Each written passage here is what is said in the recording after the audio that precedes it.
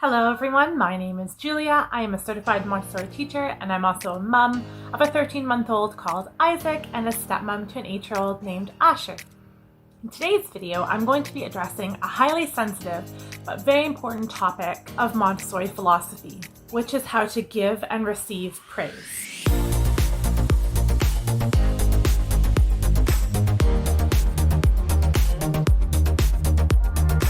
If you are new here, I would love for you to subscribe and hit that notification bell so that you can stay on top of any new videos and topics that I put out. From an outsider's perspective, Maria Montessori herself was a rather austere-looking character. She was not exuberant very often. She didn't exclaim or gesticulate grandly. She was by no means a flamboyant person. Instead, I remember reading in a biographical novel about her that she preferred to use the power of her smile and little words, and she was much more content sitting back and taking pleasure soaking in the children's achievements around her, rather than focusing on her own enthusiasm or feelings about something. This image, I think, has really stuck with me throughout the years. And indeed, if you go to a Montessori classroom, you will find it a very quiet place. You will rarely find an adult inside the classroom celebrating a child's accomplishment or best effort with something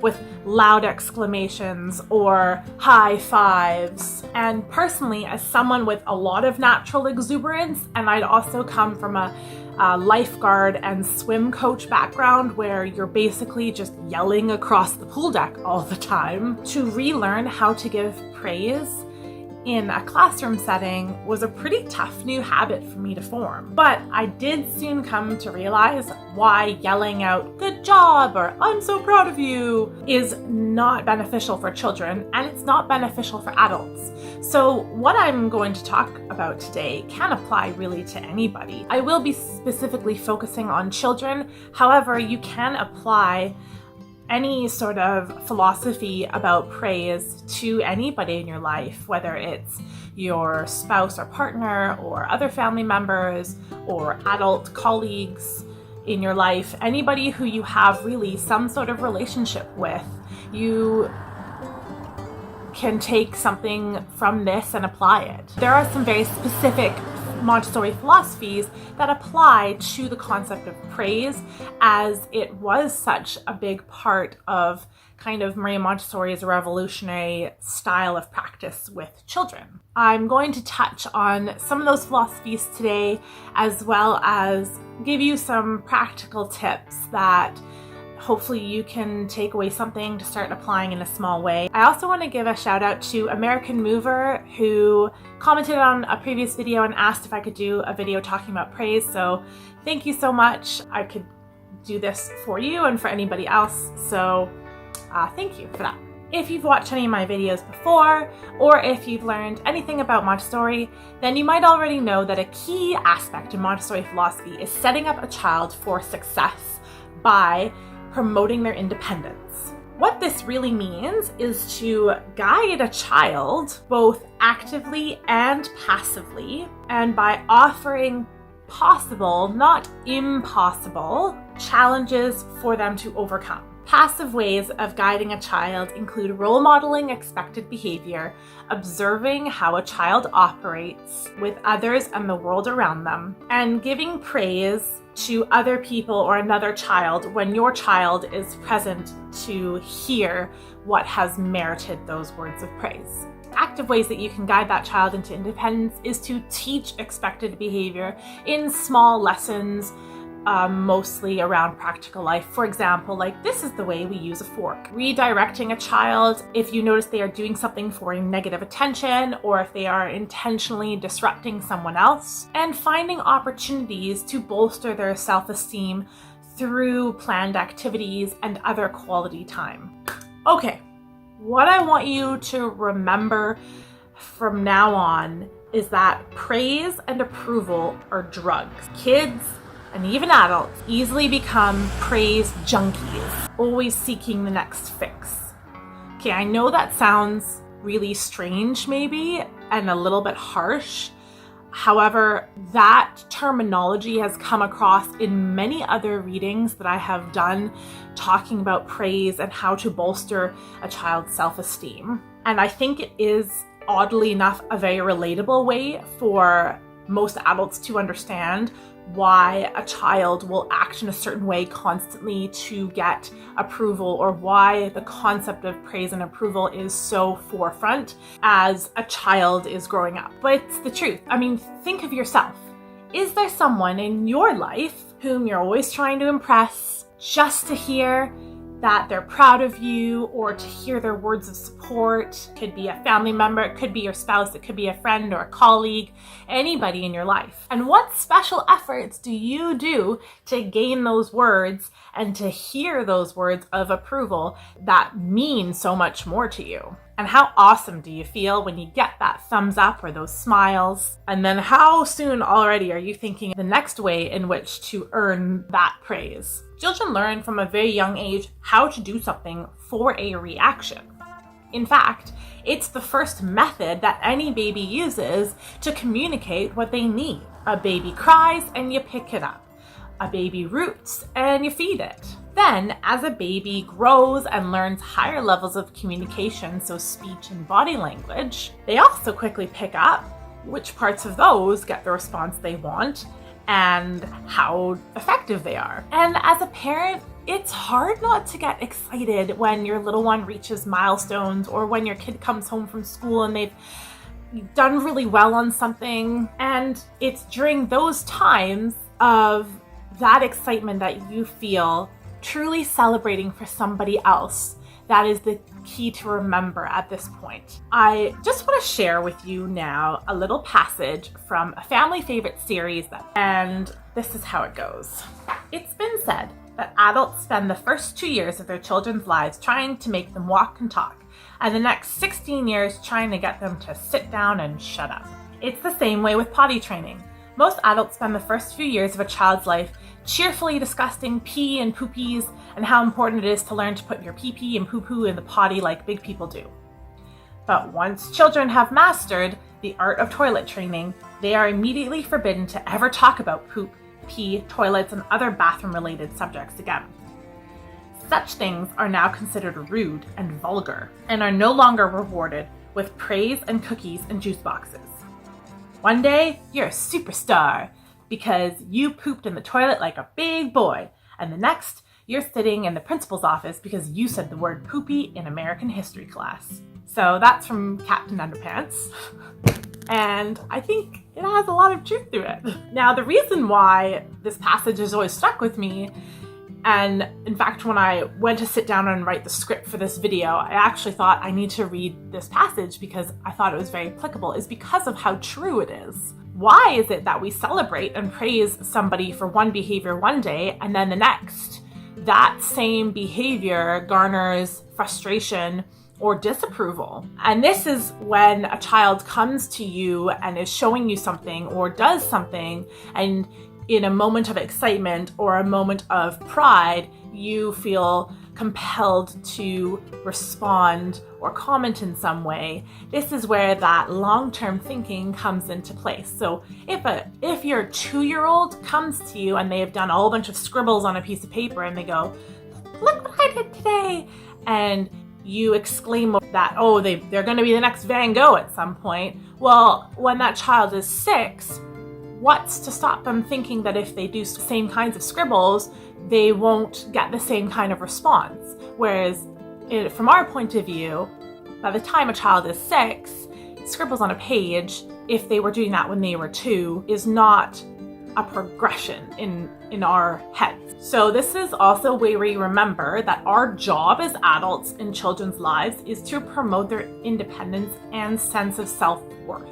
So if you're celebrating one thing on one day and then being disapproving of it the next day, that's a serious blow to a child's sense of self-esteem. So thinking long-term and thinking child-centric, what language can you use in a moment of praise, whether it's body language or words, to bolster that intrinsic sense of pride that the child is obviously feeling, And if you think that it is an instance where it is well merited, how you can bring that to the forefront. So that's what the child is taking away from the situation with you. I'll give you another example. Say you're potty training your child and they've just given you a hand signal, or they've just told you in some way that they need to go potty, and lo and behold, the whole thing happens and no pants get wet, nothing needs to be changed out, like it was a successful potty run.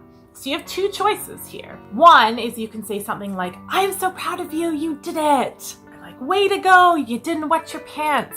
The other way is to say nothing, maybe give them a big smile, or you can say something like, "That was really good use of the potty today. I can't wait for you to show me how you can do it again tomorrow." Do you hear a bit of difference in there? Because really now, whatever level of praise you start with is what your child is going to expect long term.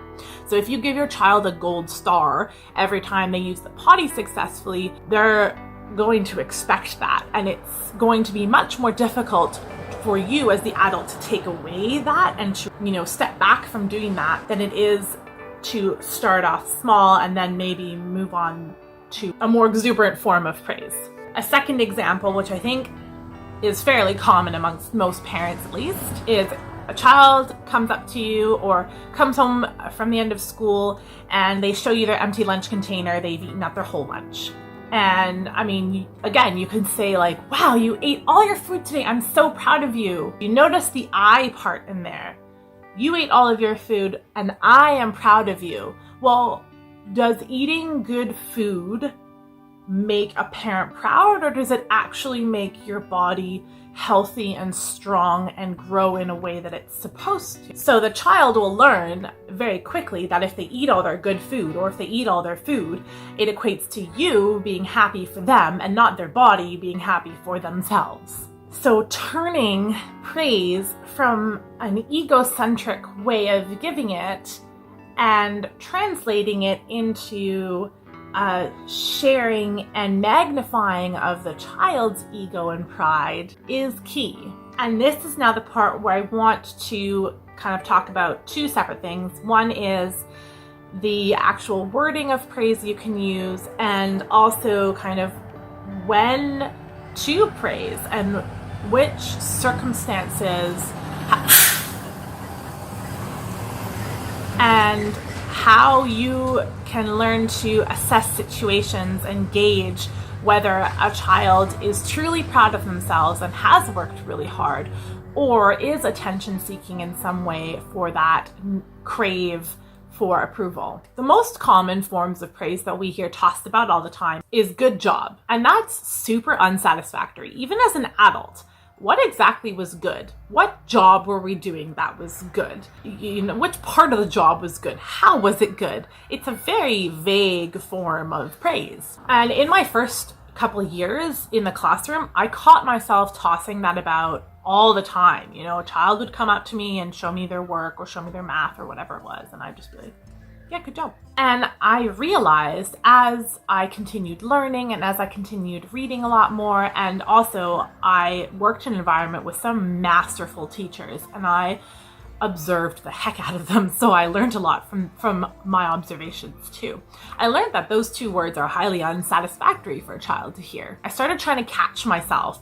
When I heard myself start to say "good," I would pause and find some way else to complete that sentence as opposed to just with "job." So if a child came up to me showing me their work, I would say "good" and then quickly think of something very specific to tell them. So instead of "good job," it would be "good use of line spacing in this sentence you wrote," or "good use of symmetry in your geometry work today." And if you are a good job kind of person, I recommend that you try this strategy. Just when you hear yourself saying "good" and you're about to say "job," just stop and catch yourself and point out something very specific. And it can be a very small part of what the child has done, but you're pointing out the good part, and that's what matters in the end. And for some reason in North America today, we also throw around praise for every little thing, like every child deserves it. But this is where I remember Captain Underpants. Would we congratulate a teenager for having done their business in a toilet as we would have when they were like 2 or 3? And if your older child shrugs at a test they got where they got 60% on and they go, yeah, I passed. They knew that they didn't put much effort into it. Would we reward them with praise for that? And if you're listening to this and you're not from North America, I would love to know if this type of culture exists in your part of the world, because right now we have this very strange culture where no child can fail, every child is a winner kind of thing, and it's starting to backfire in many ways. And it also creates those praise junkies that I was talking about. It creates this cycle of kids who are just doing something not for the effort and that intrinsic pride of doing something. It's doing something to hear the good job, and then they move on to whatever it is next in order to do that good job again. So here are some things that you can do given different circumstances. If a child comes up to you and they profess to have finished something, always ask them if they have done their best effort. I'm talking something like a chore, a job, or more sort of academic work. If your child tells you that they finish a meal, I mean, you can kind of see the result of what they've eaten, right? So I'm talking more of a job or a written sort of task. So ask them if they've done their best effort. And there's a few case scenarios that can happen here. So I'm just going to go through a few. If your child lies and says, yes, I have, then you say nothing more and you don't give them any more attention for it. And you neither give them a reward for it. So say, for example, you have asked your child to spend 3 minutes cleaning their room, and then they might have time for some screen time afterwards. But all they've done is shove mess from one corner to the other corner of their room, and they expect a reward for that. So they've lied to you and they're still expecting a reward from that. So you're not giving them attention for lying to you because they know that they've lied already. So you don't need to point that out to them again. And just give them the quality of screen time that they have merited from the work that they've done. So if they've shoved mess from one side to another and that's their version of cleaning their room, then maybe you put some screen time on, but you turn the screen around and they can't see the screen. Or maybe you're putting something on that you choose or that they don't choose. So you're giving them the type of and quality of reward that they deserve. And then they will probably ask you why, at which point you can say, I noticed that there's still these 3 things in your bedroom that don't belong. And so now the child sees that they have to take double the amount of time to do the one job that they could have done, and so they're essentially wasting their own time. Second scenario, if a child professes to have finished a job and they are clearly beaming with pride for the work that they've done, offer them specific praise for that job or enhance that feeling of pride in some way. This is your opportunity, right? You can say things like, wow, you've really paid attention to small detail here, or you spent a long time working on that. I can see how proud you are of the hard work that you've put into it. If a child does something or starts on a task and then immediately turns around to see if you're watching them to see your reaction, this is the hardest thing to not immediately react to. So an example might be your toddler will turn over their plate of food when they're done eating and then look at you to see what reaction you're giving. So you don't give attention to the negative behavior. Instead, you can say, I see you're done eating. Show me how, say it all done, or in our house, we have this symbol for all done. Are you all done? And you remove the plate from them, you excuse them from the table, and that's it. Then you continue on with your conversation with your family and other people who may be at the table, and they're all done. And chances are one of 2 things will happen. Your child is either not hungry and they'll start to try and get attention from you other ways, at which point you can either still ignore them, at which point one of 2 things might happen. One is they're actually still hungry, so they'll ask to come back to the table to finish their food. Or B, they'll throw a tantrum and you basically just wait for it to die down before explaining to them that their behavior showed that they were done eating, but the rest of the family is not done eating, so we're staying at the table. Either way, there is no room for praise in any of that scenario because a child is not doing anything that merits praise. So you don't give them praise, you don't laugh or smile or give a reaction that shows them that what they have done is okay. Their behavior is not okay, and they shouldn't be rewarded for it in any way. And when it comes down to it, no one, children or adults, can gain true confidence in themselves if all they are doing is for somebody else's approval and not for themselves. In the end, motivation to excel or meet or exceed expectations is usually driven by want of a reward. And it is a very natural thing for children to want a reward. So I do want to touch upon this as well, because I do feel that praise and rewards go hand in hand, and it's a relationship that is a cyclical one. And this is where I want to bring up something that as a middle school teacher I taught as a unit to my students, but also learning of it more on my own, realized that it's very applicable to any person in the world. And it's the concept of Kohlberg's hierarchy of moral development. I'm just gonna explain it super briefly. I will include a link to more information below in case you want to research or pursue the theory a little bit more on your own. So basically, the pyramid shows that the lowest level of doing a good deed is for fear of a punishment. And the highest level of doing a good deed is because doing that good deed is just something that transcends your own and the universal sense of morality. And if you are an adult in a child's life and have a large enough presence in their life to have an influence, then understanding this hierarchy of moral development will help you to see, okay, where am I starting with this child and how can I help them to achieve to the next level up? And really, those base levels operate off of a power struggle sort of relationship. So doing a good deed for reward or punishment is really a child's way of saying, I know that this adult in my life has the power to give me something good if I do good, either with words or some other tangible reward, or can punish me in some way if I don't do something good. So you can also apply Kohlberg's theory to learning how to give praise, because it'll help you understand maybe what is motivating your child to put their best effort in, or to put in whatever effort they think merits something. Praise, in effect, is the most effective when given in small doses and infrequently. You don't need to give compliments all the time. You don't need to give praise when praise is not merited. And sometimes you don't even need to give praise if you can see that the child is already so proud of themselves and what they've done, because at that point they might not even turn to you because they might not even need your additional support. So taking away from that is that praise is child-centric. When you give praise, you're not making it about yourself.